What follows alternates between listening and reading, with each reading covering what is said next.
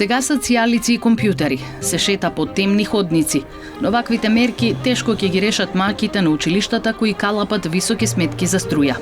Владата најави дека оваа зима ќе ги стави училиштата во регулирани потрошувачи, како што се домаќинствата, за да имаат помала цена на електрична енергија.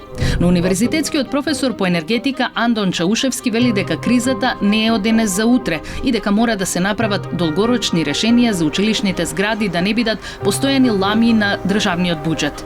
Долгорочно решение е две мерки: енергетска ефикасност да се воведат во тие објекти, да речеме, да се сменат прозорци, врати, и друго е да се направат фотоволтаични системи на крововите каде е тоа можно, колку е можно по инсталирана снага, да речеме во киловати.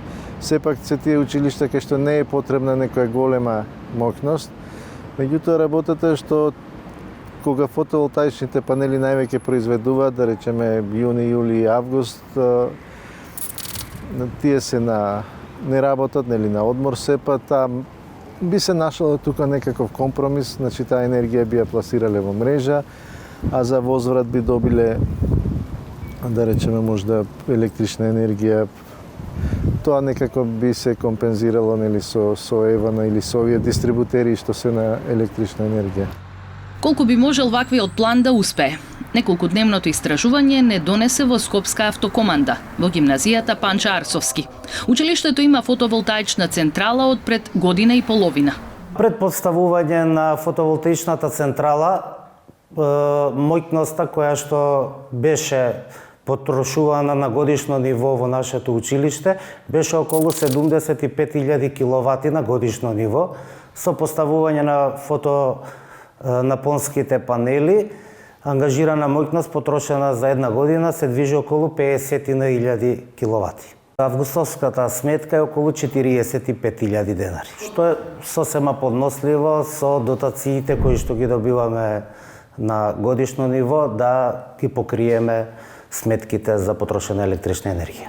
Фотоволтаичните панели покриваат дел од потрошувачката, но во летниот период, кога имаат колективен одмор, имаат вишоци и ги пуштаат во енергетскиот систем.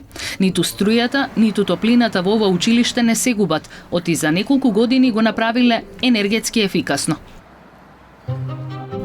Војната меѓу Русија и Украина можеби беше тешко да се предвиди, но дека ќе расте цената на струјата не била никаква тајна.